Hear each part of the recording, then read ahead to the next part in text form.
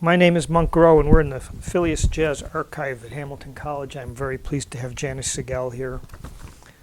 Thanks for coming. I kind of had to. Well, you did. It was in your contract, I think. Yeah, and our last visit was aborted by a bomb scare. Yes, so we never did make it happen. No. I was thinking on the way up, I was reading up on you, and the Manhattan Transfer and all that, and the success and the Grammys and then Glamour. the glamour, and then that's what I was thinking. That even with the Grammys, you still get to clean up dorm rooms after your son. Yep. Oh, it's frightening. It's so frightening. That's real life, right? Yeah. When you were 17, 18, did you have aspirations to make it in the music business? That was really never my aspiration, I would say. And at age 17, I was a nursing major at State University of New York at Buffalo. So I was planning on a whole nother course, really, even though I had already been singing professionally for quite a while, but for some reason never really was counting on it as a serious course of action. I wasn't even a music major, for God's sake. That was really stupid in retrospect. But I just wanted to sing, I think. That was the drive. Okay. You didn't have pie in the sky ideas about. No. Okay. I'm a worker bee. That's a good way to put it. Okay. And when did the idea that maybe I actually could make a living at this sort of gel? Well, I did leave school to pursue singing.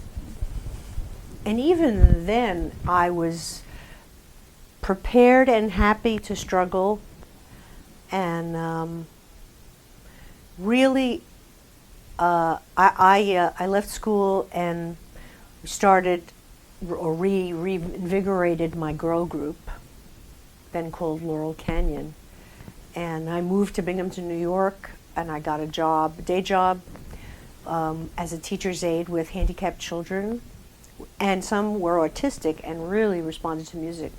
And that really kind of sparked me and brought together two great passions of mine, music and medicine.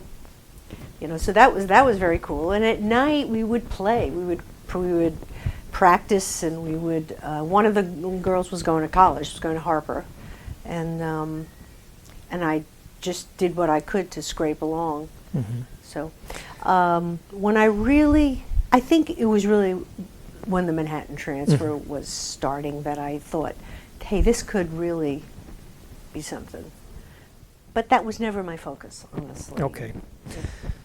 Well, for not attending music school and all that formal training, you must have had a steep learning curve.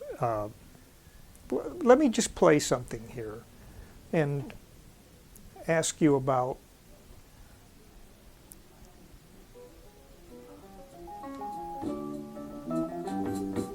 I woke up this morning with a feeling of despair.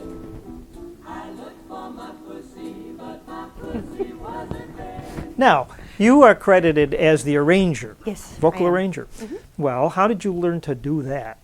Okay.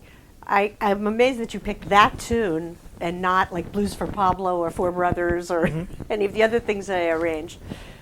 But I learned to do it through with my ears, honestly. And I would have to give credit to listening to jazz a lot, instrumentalists mainly, and hearing those kinds of voicings and learning to understand them, and learning to ask questions when needed. And I did have help and mentors along the way. Jimmy Drufry was one. who taught me when I was arranging for Brothers. I was going through some of the voicings with him, and he said, "How about a drop two voicing at when it goes for brothers? Start in unison and then open up the voicing." And I said, "What does that mean?" And what did he say? Well, he said you take the 4-part chord and drop the alto part an octave lower, basically, and there's your drop two voicing. And it like, oh my God, this opens up a whole nother world. And woo. And I did study privately with a man named Bob Bianco, who was a great teacher and wonderful influence. I studied privately with him out in Queens, the Schillinger system of musical composition. Oh my, I've heard that word a lot. Yeah, and Bob was teacher to Eddie Palmieri, to Michael Brecker, to Randy Brecker, and he also taught economics from his home. He was quite a man, brilliant, eccentric man, and I miss him deeply. Tim also studied with Bob. So that opened up the world of sigma, 13th chords, and I learned about permutations, permuting melodies, permuting rhythms, all kinds of that stuff. It's very intellectual, though. I found it very intellectual.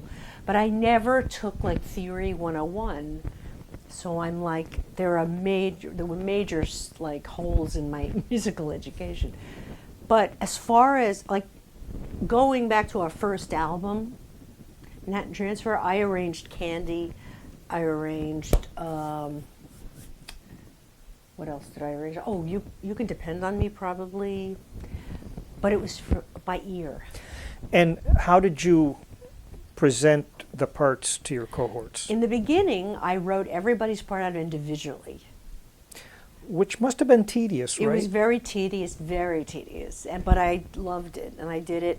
And then I learned to just put it on one piece of paper with everybody's part individually marked, but you could see the whole with the chords underneath, and you could see every voicing.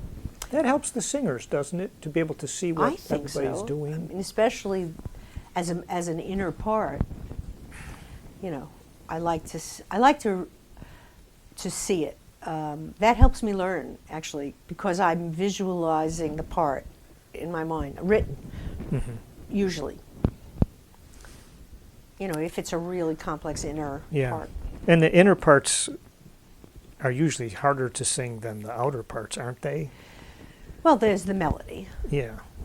The melody. And the bass part usually mirrors the melody in some way, or you're singing roots, something. The tenor part, I think, is the worst. Wow.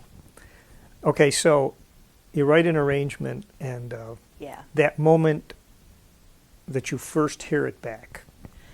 Bliss on a stick. Oh yeah, it's amazing. And I've, over the years of doing a lot of these arrangements, mainly for the Manhattan Transfer, I got to understand that what you put on paper doesn't necessarily translate to the voices. When you actually hear it being sung, there still needs to be tweaking, because it doesn't. I think piano players who arrange for voices have to understand that too.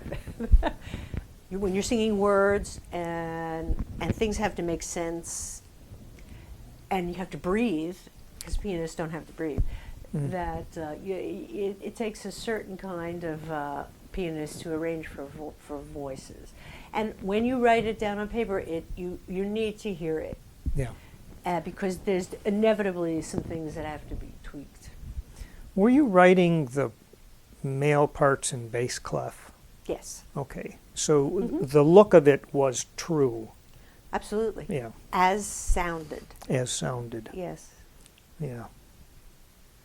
Yeah, I would have brought you up some vocal arrangements had I known. Mm-hmm. Yeah. Yeah, you should hook up with some of the a cappella groups here, and there's some great a cappella. That's another skill that's very specific. Writing for a cappella vocalists is different. Yeah. Very different. Yeah. did you get into the business aspect of writing music that was going to be recorded? Did you get compensated for that? No. I look at it, and I still look at it, as my gift to the group. Nice. It's a good way to That's- think of it. That's my contribution. I mean, I have gotten paid. You know, if we're doing a project for somebody else and I'm writing the arrangement, then I'll ask for compensation. Or if I'm writing for somebody else, period, I'll ask for compensation. Or sometime lately, we've been trying to build in the budget a little stipend for the vocal arrangers. I see. You know, because outside vocal arrangers get paid. Yeah. Yeah. Certainly. Is there a predetermined scale, a union scale? I It's don't think just so. like I wouldn't know. I don't know. negotiation. Huh? No, I think it has to do with how complex it's going to be, whether it's a cappella or with rhythm section, you know, and the complexity of the tune, really, how long it's going to take you to do it. Yeah. So we were talking about your first. Yeah, Recording. Richard Perry. Uh-huh. He was starting his own company at the time. He was just starting out too. He was from my neighborhood in Brooklyn. Dynamite Productions. And he was engaged to Linda Goldner, who was George Goldner's daughter. George Goldner owned Red Bird Records. He was a very pivotal figure in the music business at the time. So our first record came out on Red Bird Records. And it was just a single deal. You had to sell a lot of singles to get an album deal in those days. It just didn't happen. And we sang on one microphone with the live orchestra. Artie Butler, I think, arranged that. Yes. Yeah, well, I like the way, it reminded me of Crying in the Chapel or something. Well, exactly. Well, that's the theme of it, yeah. That's the thing. The Hideaway. Yes. Well, Redbird was the label of all most of the girl groups. Shangri-La's, Reparatum, Delrons. Yeah. You know, that's what, they had a lot of that. What did your parents think of that? We have a record out. Yeah, I don't know if they really... None of our parents really were encouraging this too much. We were supposed to be going to college and becoming, like, professionals. And not musicians. I see. But that didn't really happen. Uh-huh. Well, actually, my Dory, one of the girls on there, is a lawyer. She's already retired, actually. And Rona went into computers or something or other, I think. What would cause, someone said this to me the other day. They ran into a fellow musician, and he said to me, "Gee, it's about time you retired, isn't it?" It sort of took me aback. I don't understand. What would cause you to retire? Nothing. Okay. It's not going to happen. Yeah. So when you do your solo records, do you find a producer, or is a producer assigned to you, or does it depend on a record label? I've always picked my own producers, Okay. or I do it myself. Well, I've learned to do it myself. I don't think it's a great idea, actually, to produce yourself, to be honest. I mean, I did it for the last record, but I find it's too much of a split. I want somebody in the booth listening, and getting all overall objective picture and giving me feedback. I can certainly ask the right questions, but it's too much of a split. Because I'm trying to be in the booth and I'm trying to get lead vocals when the tracking is going down. Right. So I'm busy singing and doing all that business. I can't be listening to hear if the bass player hit the wrong note or, or it needs, or it rushed, or it's, although I can feel that stuff while I'm singing, but still it's better, I think, to have a producer. So, yeah, I've always picked my own producers. Mhm. And when I was with the label, Telarc, for instance, I would sort of think about what I wanted to do. I had to propose it to the record company. And they would approve or not approve. Mhm. And they give you a budget and... Yes, Yeah. exactly. What happens if you go over budget? Then you're responsible for it. Out of your own pocket? Yeah. Okay. And they take, that budget comes out of record sales first? Mm-hmm. Yeah. How the heck do you keep track of money that's owed to you? It's not possible, I don't think, unless you make a full-time career out of it, I mean, none of us are singer-songwriters, really, so... Okay. Although Alan's done a fair amount of writing, of vocalese writing and songwriting, your publisher is supposed to be keeping track of that. Mm-hmm. Right. And I think we had this conversation when you were here before about Spotify and all that Mhm. kind of things. If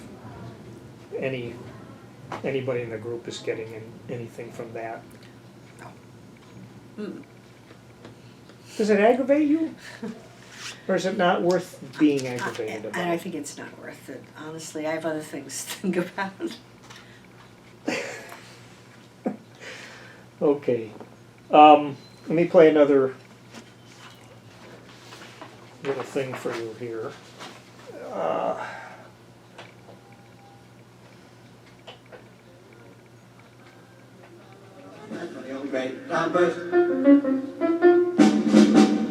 Hey, baby, I'm gonna tell you about your love, and then you kiss, and then you're hugging, and you're sweet to the love, pretty baby. I want me satisfied till you play here. Come with the ride. Listen to me, baby, and I know me, but it's too much story. It's really true. I want to find a way to tell you that I really go. Are you all really, really, baby? Because it's something to do.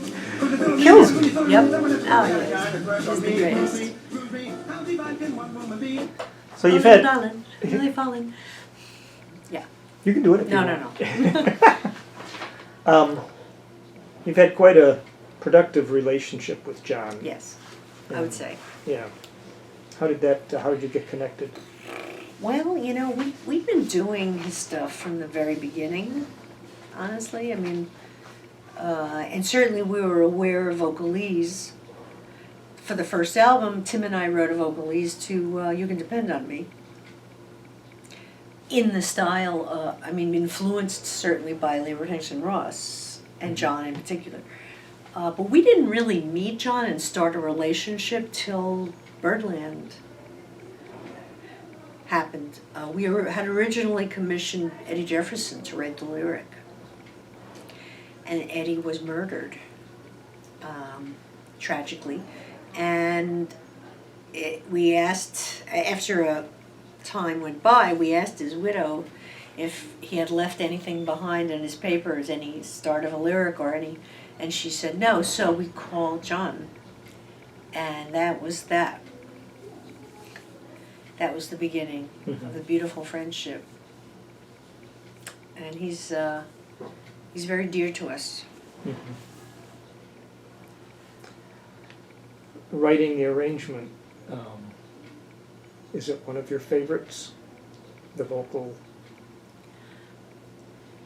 Vocalese, you mean like? No, I mean what was done with the vocals. Do you think it's one of Manhattan Transfer's best moments? Yes, absolutely. I Mhm. think vocalese is something that we're very proud of Yeah. continuing the tradition Yeah. of. And we did a whole record of vocalese with John Yeah. and tackled some very meaty things. And John was able to tackle some meaty subjects in his lyrics, particularly Joy Spring, Air Gin, really amazing lyrics. And he was in the video of Rock House.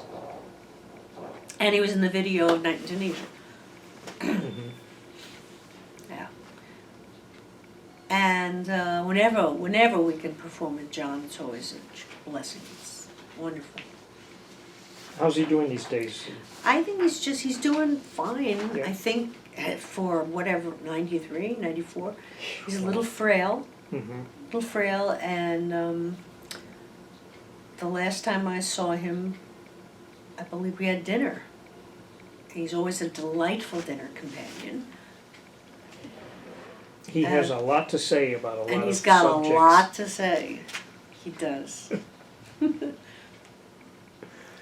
Okay, what makes a jazz singer a jazz singer? Well, I think there's a few characteristics. I mean, the jury is out as to whether improvisation is one of them, Mm-hmm. but it's a phrasing thing, I think, and a sophistication that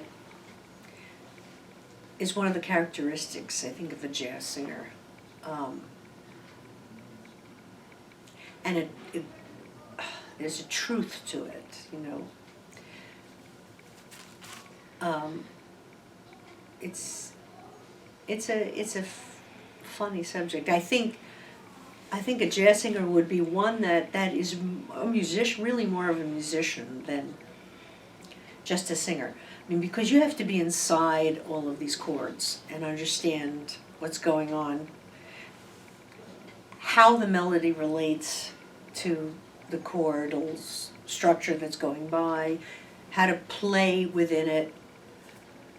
And there's a level of emotion that has to come through too, I think. Although I think a lot of people find jazz intellectual, I never have.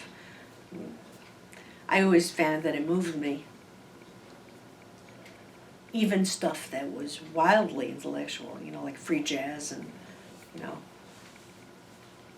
and some of Coltrane's more obtuse stuff. Did you like his later period? Not as much as, say, Coltrane's Sound and Love Supreme and Coltrane plays the blues, although Coltrane's Sound is one of my favorite records of his, and Love Supreme was Yeah. life-changing, I'd say. How does a singer make it more likely that the instrumentalists are going to think of that singer as a musician? Well, you have to be a musician. You have to know how to communicate with the instrumentalist. You have to know how to count off. You have to speak in the language of the musician. Not say,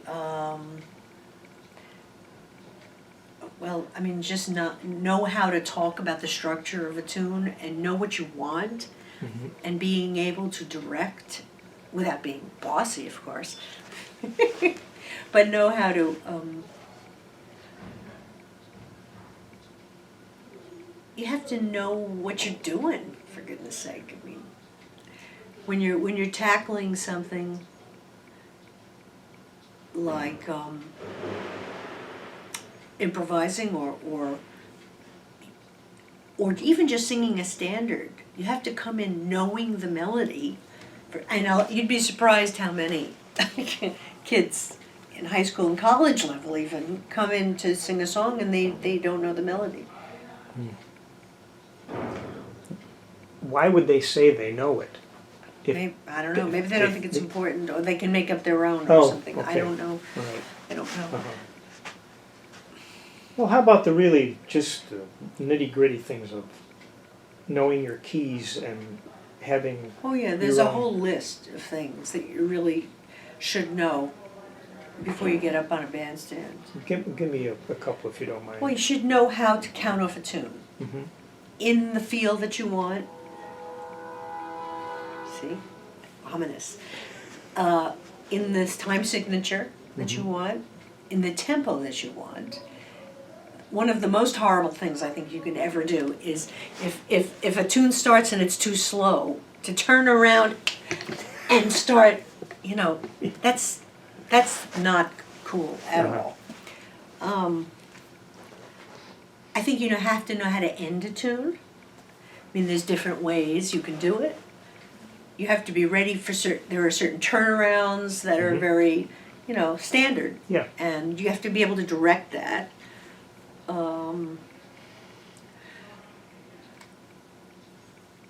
And then again, I think you have to, I mean, if you're improvising, you have to know the tune. You have to feel the changes going by Mhm. and be able to spontaneously compose something that is a story, not just quotes. But it's a difficult thing to do. Do you think they're teaching it in the new school and all that? I think that there are some schools and some teachers mainly that Mhm. are teaching it, Okay. teaching everything. I mean, not just you come out of. I mean, you know what Charlie Parker said. One of the famous things he said is, "If you don't live it, it won't come out of your horn." Well, I think that should be taught a lot more in schools, especially like Berkeley, where it's just as important to live and to tell a story when you're playing as it is to go through the chords, play the scales. Anyone can play the scales, really. Yeah. Right. What do you like from a piano accompanist, or don't like? What do you? I don't like someone who plays on top of what I'm singing. I mean, the accompanist should know the melody and know the lyrics, I think. I think that helps. Set the emotional tone of the tune. An accompanist should play around you and lead you like a kind of like a current underneath. And I cite as some of the best examples Fred Hirsch, John DiMartino, Alan Broadbent, Alan Pasqua. These are great accompanists. They should challenge you, I think, and know how to set you up. A lot of pianists don't know how to do that. They'll set you up in some kind of wrong key, or not. And that's why they really should know. It has to be someone who loves singers, also, and loves songs. And loves being supportive. Yeah, I think you have to. knows how to be supportive. Yeah, you have to like that feeling. Exactly. Yes. Get a joy out of. Yeah. How do you keep your voice healthy? Well, I have an excellent teacher, and because I've had problems before. I mean, it's in your body. Your instrument is in your body, so you're kind of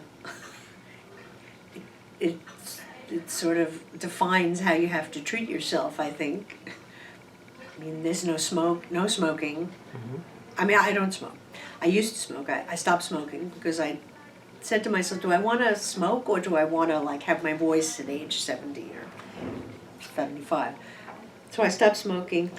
The voice does not like dryness.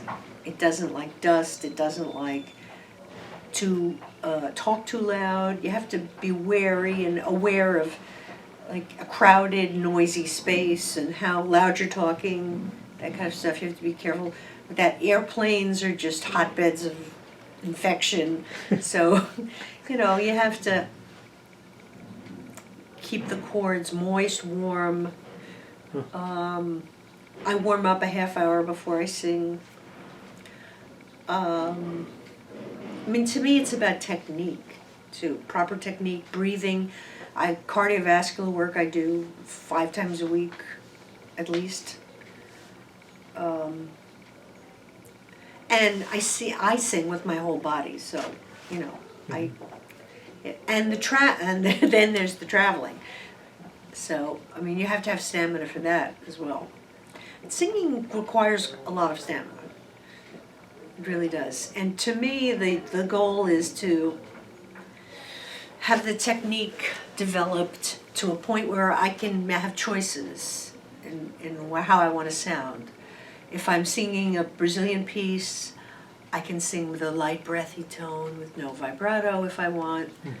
But I can hold notes, and if I'm singing R&B, I can belt more if I want, and possibly do a little more frill.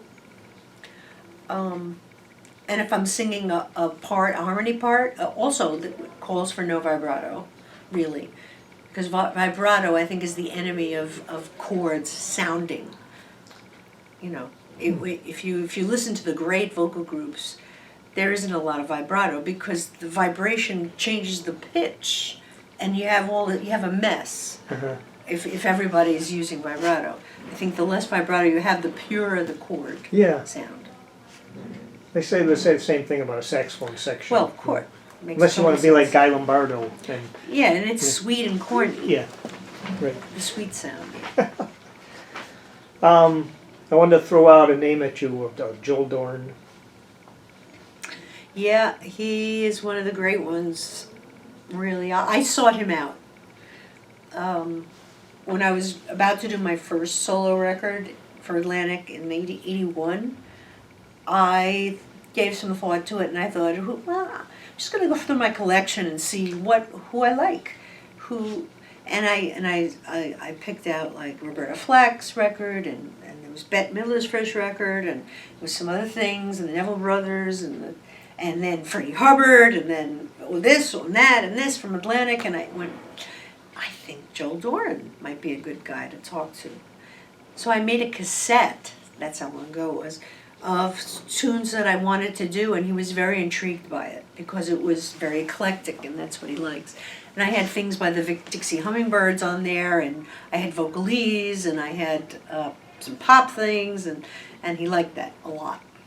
Was he affiliated with any record labels at the time? Atlantic, He was at Yeah. still at Atlantic. yes. And that was a relationship that I treasured, and I think we were just becoming really good friends when he passed. I mean, just gone. One day here, one day, next day gone. Yeah. Yeah, I learned of him sort of after the fact, at records that I liked, and then I'd start to see his name on this one, and then Hubert Laws, you know, like, and Yes. that's cool. Well, Ross on Roland Kirk, he was the man. And Cannonball he loved, Yes. and Joe Williams he loved. And he loved Joe Williams. Yeah. When Joe passed, he was friends with Joe's widow, I believe, and Joe gave me one of Joe's shirts. I think I told you that, Mhm. which I still have at home. Yeah. Yeah. Wow.